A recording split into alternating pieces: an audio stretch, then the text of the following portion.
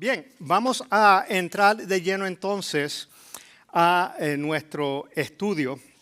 Vamos a hablar, es un tema que no se habla a menudo en esta iglesia. De hecho, la última vez que hubo una serie sobre lo que es finanzas y fue para allá para el 2020. Hace un montón de años, desde que yo soy pastor de esta iglesia, que ya nos acercamos al segundo año, nunca hemos hablado de este tema como mensaje y no recuerdo cuándo fue la última vez. Así que ustedes saben que esto es un tema que nosotros no abordamos y somos bien sensibles a este tema porque es un tema medio escabroso para algunas personas. La gente se incomoda con esto por la manera en que se ha abusado las finanzas y todo ese tipo de cosas. Así que somos bien sensibles a eso. Y esta no es una iglesia, como todos los asociados de esta iglesia saben, nosotros no estamos aquí para meter la mano en su bolsillo. Que eso no es la idea. Pero sí queremos compartir con ustedes, y como diría el pastor Dale, él decía que se sentía que tenía que disculparse con la iglesia, porque es un tema que, como ustedes van a ver, bien importante y bien necesario para nosotros, porque se trata de ¿qué? De confianza en el Señor, se trata de generosidad, se trata de tener fe en el Señor, y vamos a abordar algunos de esos temas. El verso que vamos a usar para dirigir esta enseñanza está en 2 Corintios, capítulo 9, versos del 6 al 11. Aquellos que puedan, les voy a pedir por favor, nos ponemos de pie, como acostumbramos, en reverencia a la palabra del Señor. 2 Corintios 9, del 6 al 11. 2 Corintios 9, 6 al 11. Y así dice la palabra del Señor en el nombre del Padre, del Hijo y del Espíritu Santo. Amén. Recuerden esto, el que siembra escasamente, escasamente cosechará. Y el que siembra en abundancia cosechará. Cada uno debe dar según lo que haya decidido en su corazón, no de mala gana ni por obligación, porque Dios ama al que da con alegría. Y Dios puede hacer que toda gracia abunde para ustedes, de manera que siempre, en toda circunstancia, tengan todo lo necesario y toda buena obra abunde en ustedes. Muchas palabras todos ahí, ¿verdad? Abunde en ustedes. Como está escrito, repartió sus bienes entre los pobres, su justicia permanece para siempre. El que le suple semilla al que siembra, también le suplirá pan para que coma, aumentará los cultivos y hará que ustedes produzcan una abundante cosecha de justicia. Ustedes serán enriquecidos en todo sentido para que en toda ocasión puedan ser generosos y para que por medio de nosotros la generosidad de ustedes resulte en acciones de gracias a Dios. Palabra de Dios para el pueblo de Dios. El pueblo de Dios dice: amén, amén. Padre, en el nombre de Jesús, yo te doy gracias por tu palabra. Señor, yo te pido que tú seas hablando a nuestros corazones en esta tarde, que tú ministres a nuestras vidas. Queremos escuchar tu voz, Señor, no queremos escuchar voz de hombre. Y queremos que tú hagas germinar y crecer en nuestra vida esa semilla de confianza y total dependencia de ti, de nuestra fe, Señor, que se manifieste en la generosidad que tú pides que nosotros tengamos, Señor. En el nombre de Jesús, amén. Pueden sentarse, amados hermanos. Quería compartir con ustedes una historia, un incidente que sucedió allá para la década de 1930. Y fue un incidente que duró alrededor de 6 años, gran parte de la década de los 30, y se conoce como el Dust Bowl o el tazón de polvo. ¿Alguien está familiarizado con eso? ¿Habían escuchado de esto en el pasado? Algunos levantan la mano. Sí. Y sucedió en un área que aparece en el mapa. Para atrás, por favor. sucedió en un área que abarcó 5 estados. Está el estado de Texas, Nuevo México, Oklahoma, Kansas y Colorado. Y fue en las grandes planicies. Esa área se quiso dedicar a la agricultura, una área extensa. El gobierno proveyó incentivos para que agricultores y granjeros fueran allá. Le entregaron ayuda económica, terrenos alrededor de 160 cuerdas por granjero para que desarrollaran la tierra. Sin embargo, temprano en la historia de esta nación, tanto unas comisiones europeas y americanas dijeron que esa tierra no son muy buenas para la agricultura. Apenas llovía cerca de 10 pulgadas de lluvia al año y era pasto, ¿verdad? Lo que llaman el prairie grass o la hierba de la pradera, era todo lo que cubría esos terrenos. Pero fueron y decidieron sembrar, cosechar. Y los primeros años hubo mucha producción, lo que animó a las personas. Ellos decían, si tú siembras, eso va a traer la lluvia. Y ese era lo que ellos comentaban. Y trajeron maquinarias y comenzaron a extender la producción agrícola.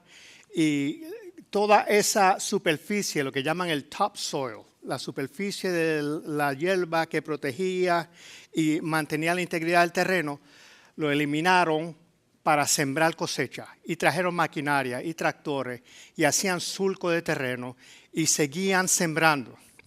Pero sucedió que temprano en 1930 vino una sequía y no llovió por 1 año, no llovió por 2 años y la tierra comenzó a ponerse seca y dura.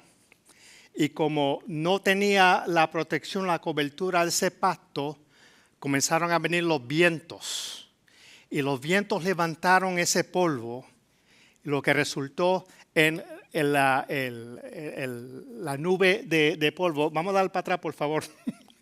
Se me están adelantando un poquito con los slides. Para atrás, por favor. Esto es lo que sucedía y esto ocurrió por alrededor de 6 años, esta nube, y se decía.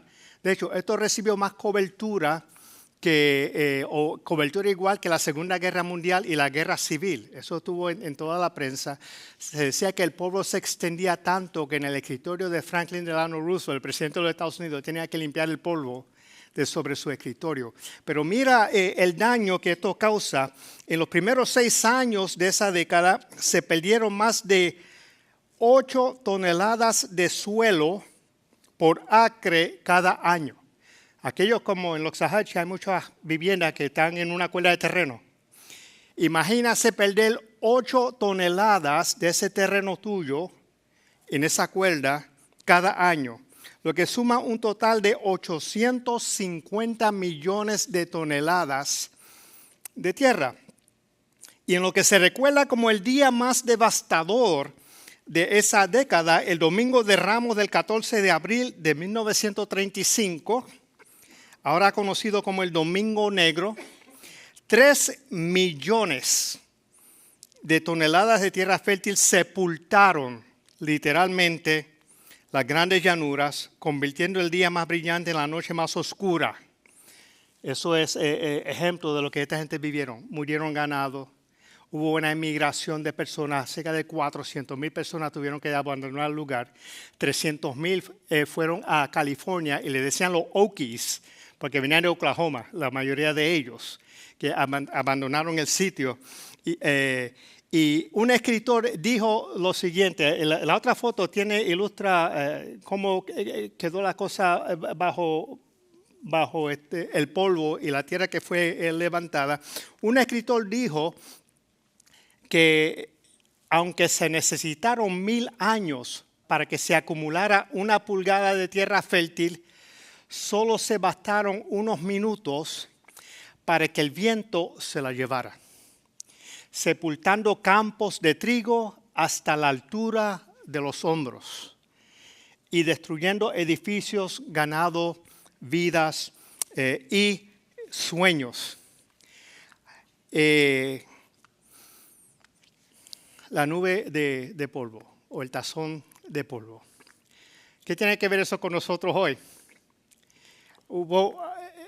Aprendimos muchas lecciones de ese evento, de ese incidente, incluyendo la delicadeza del ecosistema que Dios creó. Y somos llamados a ser buenos mayordomos, cuidar de nuestro ecosistema.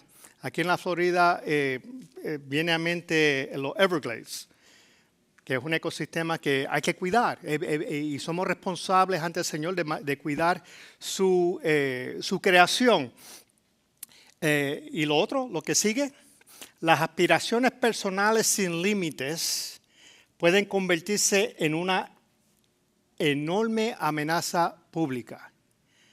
Porque esos granjeros, al ver que los primeros años tenían mucha cosecha, querían más, trajeron tractores, trajeron maquinarias y vieron las consecuencias adversas al público. El mito de la búsqueda interminable de más sin consecuencias es precisamente eso, un mito. Tener ese afán de buscar más riqueza, buscar más posesiones. La Biblia habla del engaño de las riquezas y esto es parte de esto. Pero más importante, otras lecciones aprendidas. No somos dueños de nada, sino administradores. Nosotros no somos dueños de nada, sino administradores. Y si usted se pone a analizar, yo le he dado mucho casco a esto. De hecho, desde que murió mi primera esposa, ella pues tenía sus cosas, ¿verdad? Como todos los tenemos, sus posesiones, etcétera. Ella se fue y todo se quedó atrás. Y hemos hablado aquí de cómo nosotros vivimos en dos ceros. El cero primero cuando nacemos, que no tenemos nada, y el cero cuando morimos, que nos vamos sin nada también. Lo importante es qué es lo que vamos a hacer entre medio de esos dos. Nosotros no somos dueños de nada. Y si tú piensas, yo miro, gracias a Dios tengo techo, ustedes tienen techo, tienen casa, tienen carros, tienen comodidades, tienen herramientas. Nos gusta hablar de mi casa, nos gusta hablar de mi carro, de mi vehículo y de mis posesiones. Nos encanta. Pero a menos que tú lo hayas saldado, eso en realidad no te pertenece a ti. Le pertenece al banco que tiene la hipoteca y al banco. Si no me crees, deja de pagar la casa por 5 meses o 6 meses a ver qué va a pasar. O deja de pagar el carro por un tiempo para ver qué va a pasar. Eso no nos pertenece a nosotros. El Señor nos lo da, ¿para qué? Para que seamos administradores. Un administrador es alguien que gestiona lo que no le pertenece. Y Salomón lo dijo claro en Eclesiastés 2, 18 y 19. Mira lo que dice Salomón. Aborrecí, él dice en la versión en inglés, I hated. Yo odié también todo el trabajo que hice bajo el sol, pues el fruto de tanto afán tendría que dejarse a mi sucesor. Todo lo que él hizo tenía que dejarse al sucesor. Y quién sabe si este sería sabio o necio, sin embargo se adueñaría de lo que con tanto esmero y sabiduría logré hacer bajo el sol. Y también esto es vanidad, decía Salomón. La cuenca de polvo, el tazón de polvo. Nosotros estamos viviendo, ustedes y yo, todos los días estamos viviendo en una cuenca de polvo. Con la preocupación de que va a venir una tormenta financiera a nuestras vidas que va a arrasar todo lo que hemos invertido, todo lo que hemos ahorrado, y vivimos de día a día. Vivimos de cheque a cheque con esa preocupación y esa ansiedad. Así que vamos a hablar de dinero hoy, pero tengo un descargo de responsabilidad que tengo que compartir con ustedes. Como dije al principio, nosotros no acostumbramos a hablar de dinero en esta iglesia. Y la intención de esto no es meter la mano en su bolsillo. Eso no es la intención de lo que queremos hacer. Si estás viniendo aquí por primera vez y esta es la primera vez que tú visitas, sepan eso, que eso no es la política de nuestra iglesia. Pero sí queremos hablar sobre este tema que es bien importante. Sabe que se dice que el 15% de lo que Jesús habló tenía que ver con finanzas y generosidad en las Escrituras. Y eso más de lo que Él habló del cielo y del infierno combinado. Jesús, esto era un tema bien importante para Jesucristo, este tema. Así que desafortunadamente muchas personas, es un tema, y estamos conscientes de esto, sensible. Hay personas que se sienten incómodos con esto, por la manera en que muchos pastores y evangelistas y televangelistas han abusado del dinero y han abusado de las finanzas y de las ofrendas de los hermanos. Pero eso no ocurre aquí. Eso no, y eso no es lo que queremos hacer aquí en esta noche. Pero hay algo, para poner esto en perspectiva, el mayor indicador de tu verdadera confianza en Dios no será tu corazón, sino tu cartera. Repito, el mayor indicador de tu verdadera confianza en Dios no será tu corazón, sino tu cartera. Mira lo que dice Mateo 6:21. Porque esto fue Jesús. Porque donde esté tu tesoro, allí estará también tu corazón.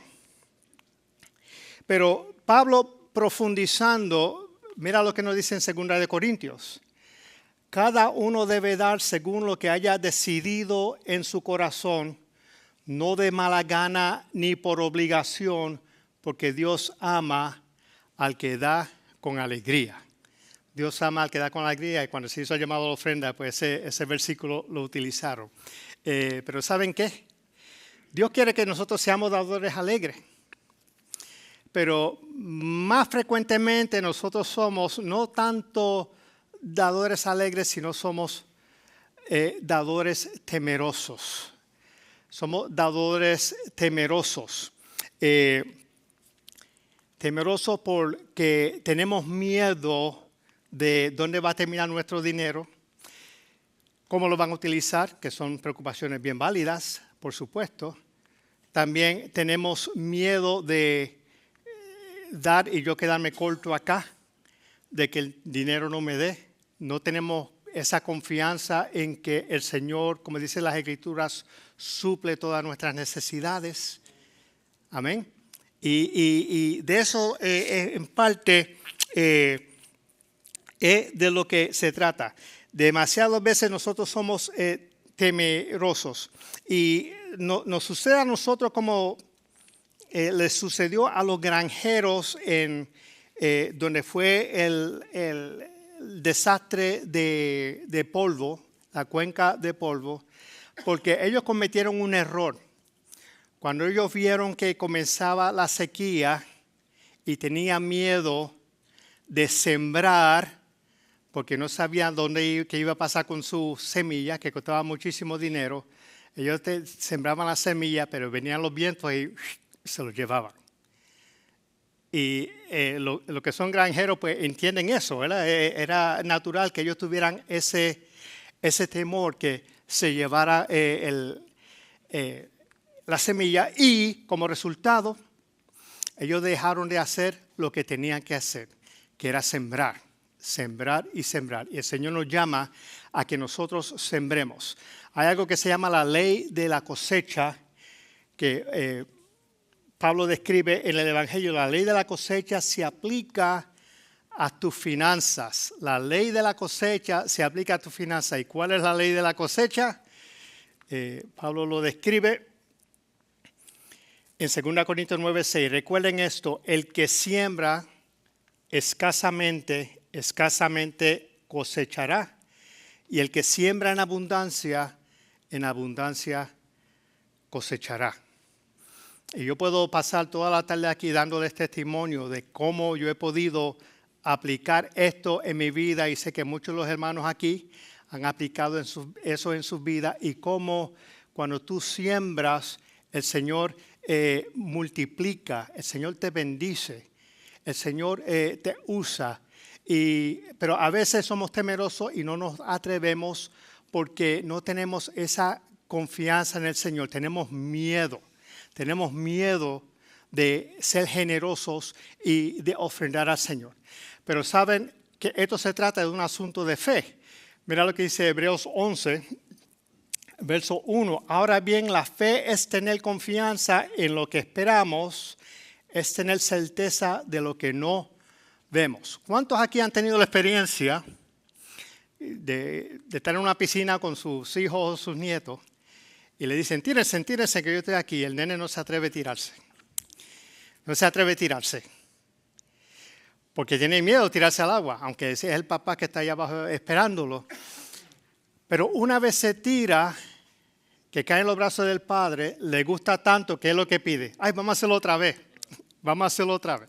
De momento el padre está allí esclavizado porque el nene se quiere tirar otra vez y está allá abajo esperándolo. Me ha pasado a mí, no sé si les ha pasado a ustedes.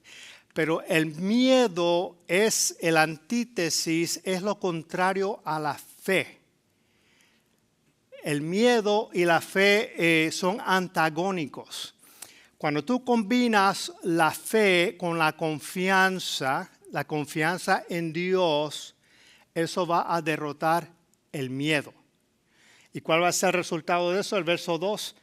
Gracias a ella recibieron un testimonio favorable de nuestros antecesores, porque ellos pudieron vencer el miedo con la fe y la confianza en Dios y lanzarse. Y ese es el mismo llamado que se nos hace a nosotros con relación a esto. La generosidad bíblica crea una asociación con los propósitos de Dios.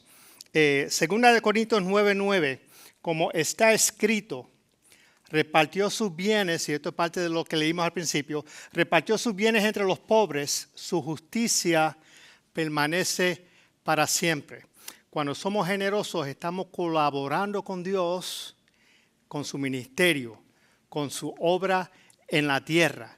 Y ese es el llamado, eso es lo que el Señor quiere que nosotros hagamos, que seamos colaboradores con Dios. ¿Colaboradores en qué? La preocupación por los pobres, y de ahí que mucho de lo que nosotros hacemos en nuestra iglesia son ministerios de outreach, de alcance, distribución de alimentos y tantas otras cosas que hacemos para los necesitados. Y también la preocupación, ¿por qué? Por la gran comisión de ir a sembrar el evangelio, llevar la palabra a toda criatura. Algo que adolece muchas personas en nuestra sociedad es la falta de propósito en la vida. Como que no tienen propósito, no encuentran significado. Y ha habido una estadística con relación a la música. El tono y el lenguaje de la letra de la música hoy en día es más triste, es más oscuro, es más de aflicción, de dolor que la música de décadas atrás. No hay tanta palabra de alegría porque hay mucho dolor y sufrimiento, falta de propósito, falta de cuál es mi razón de existir, porque yo estoy aquí en el mundo, porque cadecemos de eso, no encontramos un norte en nuestras vidas. Pero esto nos ayuda a alcanzar y encontrar ese norte, y ese es el llamado también de tener esa confianza en el Señor. Y la confianza estriba en que tenemos que reconocer que Dios va a suplir todo lo que nosotros necesitamos. Dios suplirá todo lo que necesitamos.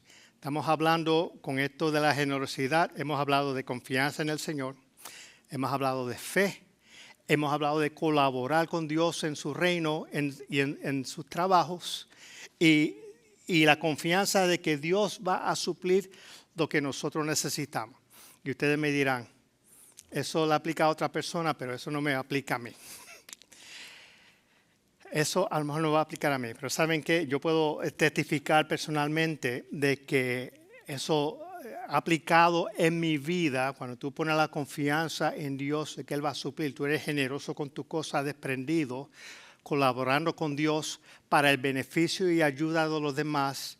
El mundo te dice, enfócate en tu bienestar financiero, enfócate en crecer, en invertir. No hay nada malo con esto, siempre y cuando no se anteponga no robe nuestro corazón de servirle al Señor, porque donde está tu tesoro va a estar tu corazón.